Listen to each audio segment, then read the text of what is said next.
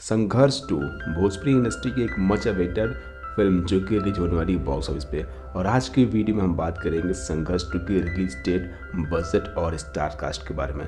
तो चैनल को सब्सक्राइब करें और let's roll to the intro.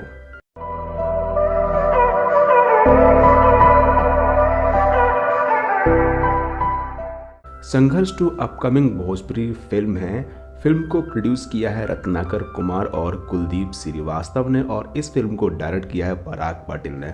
दोस्तों, संघर्ष 2 की कहानी संघर्ष 1 से बिल्कुल अलग है। यानी संघर्ष 1 2018 में रिलीज हुई थी और फिल्म का कलेक्शन काफ़ी अच्छा था। फिल्म ने बॉक्स ऑफिस पे तकरीबन 19 करोड़ की कमाई की थी। फिल्म को रिलीज किया गया था वर्ल्ड वाइड रिकॉर्ड भोजपुरी के थ्रू इंडिया में और काफ़ी अच्छी बात थी। और उस फिल्म को मल्टीप्लेक्स में भी रिलीज किया गया था। फिल्म का मुद्दा काफ़ी अच्छा था, बेटी बढ़ाओ और बेटी पढ़ाओ। फिल्म को काफ़ी अच्छी रेटिंग मिली और साथ ही फिल्म को इंडिया प्लस ओवरसीज